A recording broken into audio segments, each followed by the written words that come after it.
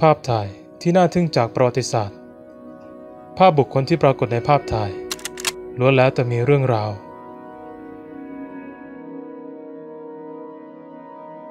เจ้าหน้าที่สหรัฐที่ห้องใต้ดินของปราสาทนูเรมเบิร์กและรูปปั้นอายุ500 ปีที่ถูกกองทัพนาซีปล้นจากมหาวิหารเซนต์แมรี่แห่งคลาคลูฟในปี 1945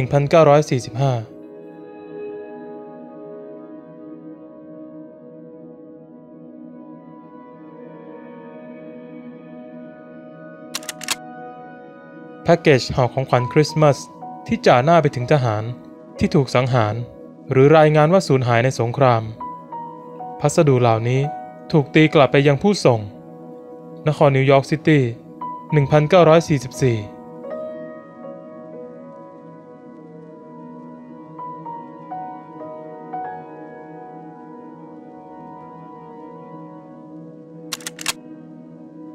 ภาพเด็กชายถือธง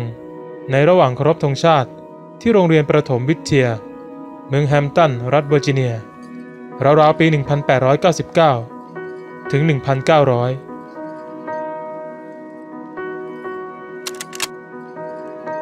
ซามูไรสวมฮอนอิโยซาเนะโด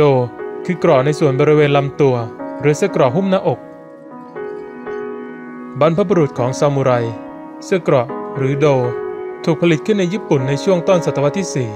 4 ทันโกซึ่งสวมใส่โดยทหารเดินเท้าและเคอิโกสวมใส่โดยนักรบบนหลังม้ายุคแรกเสื้อเกราะญี่ปุ่นสร้างจากแผ่นเหล็กที่เชื่อมต่อด้วยหนัง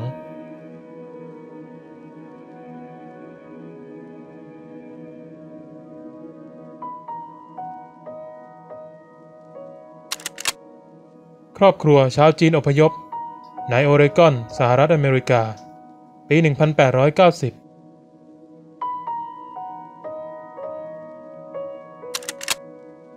นักโทษที่เป็นเด็กและเยาวชนทำงานในทุ่งนาปี 1903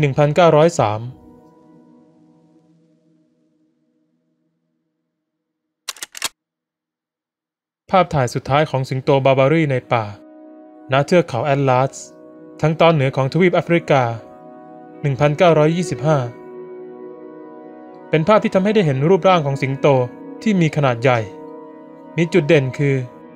ตัวผู้มีแผงขนคอที่มีสีดำมากกว่าสิงโตสายพันธุ์อื่นๆและมีน้ำหนักตัวมากที่สุดในบรรดาสิงโตด้วยกันในปัจจุบันเชื่อว่าสิงโตบาบารีได้สูญพันธุ์ไปจากป่าแล้วอดีตทหารสมาพันธรัฐและครอบครัวรวมตัวกันที่เมืองฮันส์เวลล์รัฐอลาบามาสหรัฐอเมริกาเพื่อรวมตัวพบกันอีกครั้งในปี 1928 ชายผิวดำ2 คนทางขวานั้นเคยเป็นทหารสมาพันธรัฐเช่นกันคนผิวดำจำนวนหนึ่งต่อสู้ในสงครามกลางเมืองเพื่อฝ่ายใต้โดยปกติคนดำจะอยู่ภายใต้การถูกบังคับให้เป็นทาสหรือสู้รบด้วยความไม่เต็มใจซึ่งเป็นเรื่องยากที่จะเห็นพวกเขาครอบครองอาวุธและเป็นเรื่องถกเถียงกันว่าจะติดอาวุธให้พวกเขาหรือไม่เนื่องจากความต้องการทหารเพิ่มขึ้นในช่วงสงคราม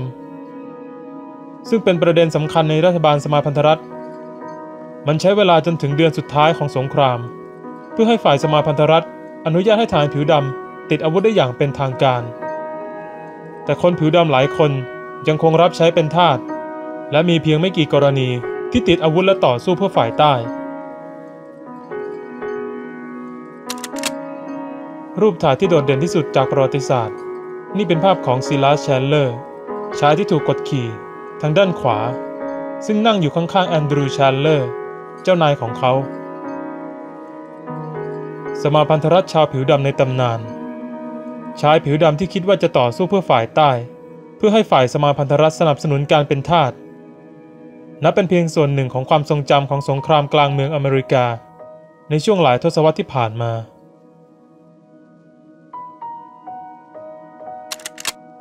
ชาวเผ่าแอฟริกัน2 คนพี่น้องผู้ร่วมอาณานิคมเดียวกันพวกเขากำลังเล่นพูลในเมืองใกล้อาณาจักรซูลูในแอฟริกาใต้ในปี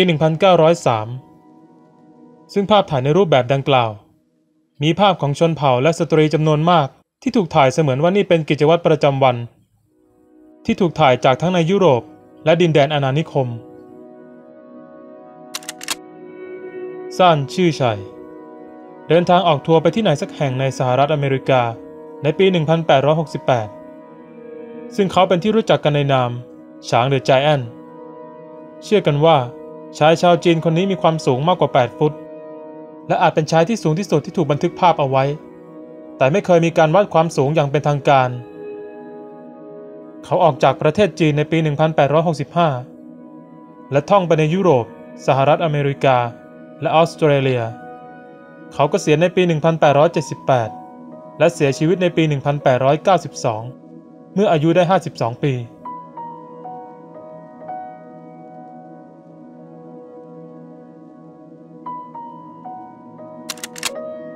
ผู้หญิงที่นำเข้าจากประเทศไทยโพสต์ท่าถ่ายรูปในงานนิทรรศการเกี่ยวกับสวนสัตว์มนุษย์ในปารีสประเทศฝรั่งเศส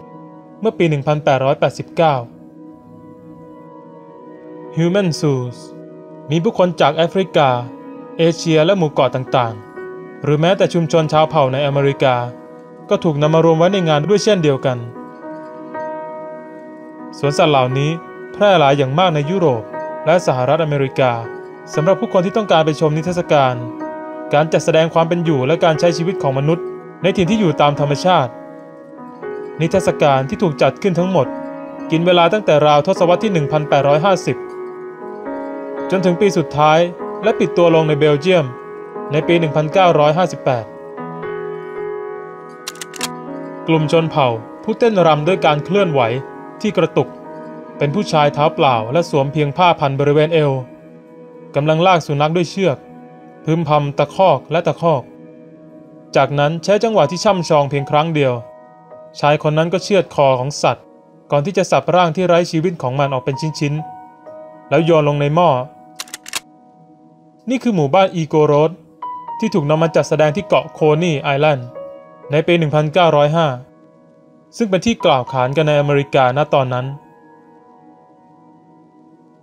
ชาวอีโกโรดเหล่านี้ได้รับเงิน15 เหรียญต่อเดือนเพื่อแสดงให้ผู้ชมเห็นถึงวัฒนธรรมและประเพณีของพวกเขาที่ลานแสดงนิทรรศการบนโคนีไอแลนด์ในเมืองบรุกลินสหรัฐอเมริกาปี 1905 อีโกโรดหรือชาวเขาในภาษาตากาล็อกหรือกลุ่มชาติพันธุ์ในคอร์ดิเยลัสเป็นกลุ่มชาติพันธุ์ต่างๆในภูเขาทางตอนเหนือของเกาะลูซอนประเทศฟิลิปปินส์อาศัยอยู่ในป่าเขตร้อนเชิงเขาส่วนใหญ่อาศัยอยู่ในทุ่งหญ้าทุรกันดารและเขตป่าสนที่สูงขึ้นไปอีโกโรดมีประชากรประมาณ 1.5 ล้านคน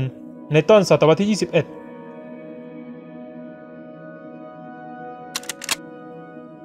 เด็กๆแบ่งปันอาหาร1 ชามในมอสโกประเทศรัสเซีย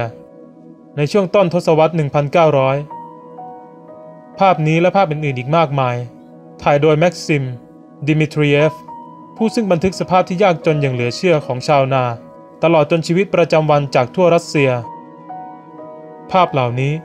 เป็นภาพที่น่าเศร้าอย่างยิ่งของชีวิตที่ยากลำบากของคนยากจนผู้หญิงอาร์เมเนียกับลูกๆในค่ายกักกันในตุรกีณตอนนั้นเป็นส่วนหนึ่งของจักรวรรดิออตโตมันในปี 1915 นี่เป็นช่วงการฆ่าล้างเผ่าพันธุ์ชาวอาร์เมเนียเมื่อชาวเติร์กกวาดล้างชาวอาร์เมเนียการฆ่าล้างเผ่าพันธุ์ชาวอาร์เมเนียเป็นการสังหารหมู่และทำการขับไล่เนรเทศคนเชื้อชาติอาร์เมเนียจำนวนประมาณ 1.5 ล้านคนในตุรกีและดินแดนภูมิภาคที่อยู่ติดกันผู้หญิงในภาพนี้จะต้องแยกจากกันในที่สุดเชียร์ลีดเดอร์ของมหาวิทยาลัยโคลัมเบียพร้อมกับมัสคอตสีขาปีเตอร์ในเกมอเมริกันฟุตบอลวันขอบคุณพระเจ้าในนครนิวยอร์กสหรัฐอเมริกาในปี 1924 แต่เดิมทีมเชียร์ลีดเดอร์ทั้งหมดเป็นผู้ชายในความเป็นจริงมีการผลักดันให้คงไว้เป็นเวลาหลายปีแต่ในที่สุดมันก็ถูกรวมเข้ากับผู้หญิงในช่วงทศวรรษที่ 1930 หญิงสาวชาวนิวออร์ลีนส์กับหญิงรับใช้ที่ตกเป็นทาสของเธอในรัฐลุยเซียนาสหรัฐอเมริกาช่วงทศวรรษ 1850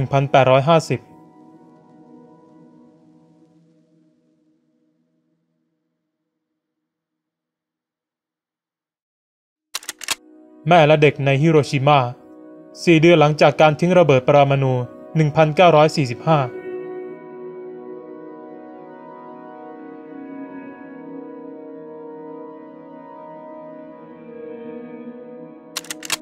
หมู่ปืนคอทหารนาซีเยอรมัน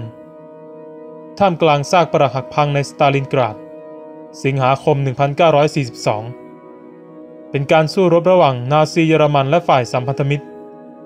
ยุทธการสตาลินกราดเป็นยุทธการใหญ่ของสงครามโลกครั้งที่2เพื่อแย่งชิงการควบคุมนครสตาลินกราดปัจจุบันคือวอลโกกราด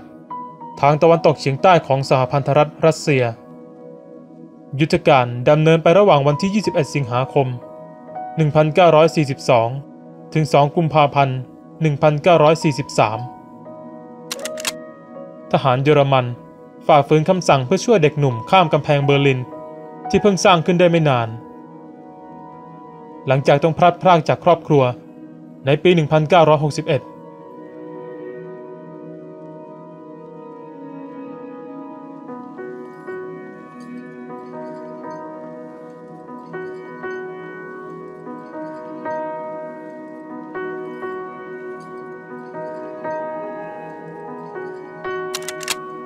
นิวบอร์และอัลเบิร์ตไอน์สไตน์กำลังนั่งสนทนากัน 11 ธันวาคม 1925 นิวบอร์นักฟิสิกส์ชาวเดนมาร์กและศาสตราจารย์แห่งมหาวิทยาลัยโคเปนเฮเกนเกิดที่กรุงโคเปนเฮเกนจบการศึกษาจากมหาวิทยาลัยโคเปนเฮเกนระดับปริญญาเอกแล้วจึงได้ไปทำงานที่ประเทศอังกฤษที่เมืองเคมบริดจ์และแมนเชสเตอร์ต่อมาได้ดำรงตำแหน่งผู้อำนวยการสถาบันฟิสิกส์ทฤษฎีที่โคเปนเฮเกนตั้งแต่ปี 1920 จนถึงแก่กรรมนิวบอร์ได้ขยายต่อยอดทฤษฎีโครงสร้างอะตอมให้ก้าวหน้าไปเป็นอันมากจากการให้การอธิบายสเปกตรัมของไฮโดรเจนโดยวิธีสร้างแบบจำลองไฮโดรเจนและทฤษฎีควอนตัมในปี 1913 ในช่วงสงครามโลกครั้งที่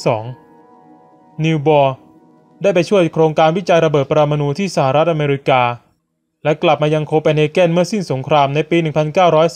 1945 นิวบอร์เป็นผู้ก่อตั้งและเป็นผู้อำนวยการสถาบันฟิสิกส์ทฤษฎีที่โคเปนเฮเกน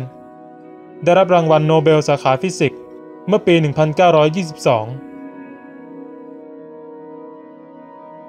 อัลเบิร์ตไอน์สไตน์เป็นศาสตราจารย์ทางฟิสิกส์และนักฟิสิกส์ทฤษฎีชาวเยอรมันเชื้อสายยิว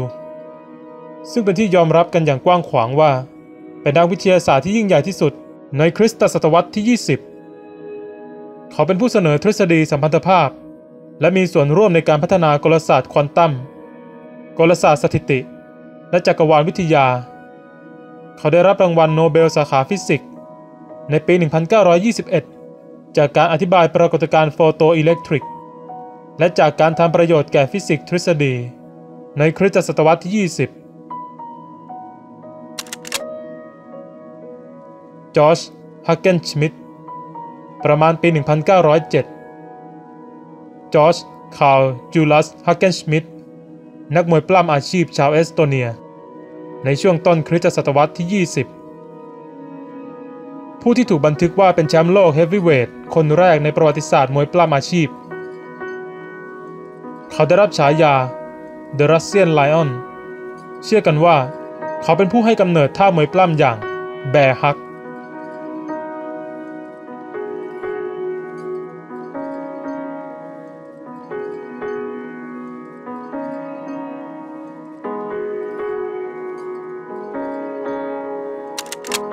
ช่างหล่อเทเหล็กหลอมเหลวลงในแม่พิมพ์ที่พอร์ตแลนด์สโตปฟาวน์ดรีรัฐเมนปี 1970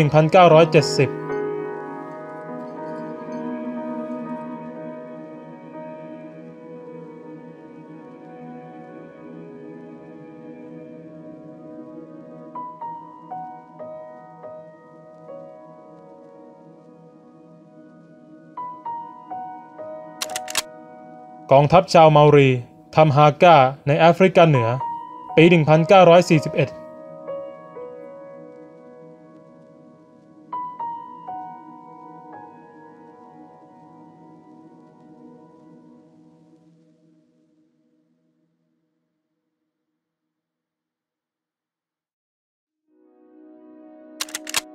เหตุการณ์พายุทอร์นาโดที่เมืองโทปิก้า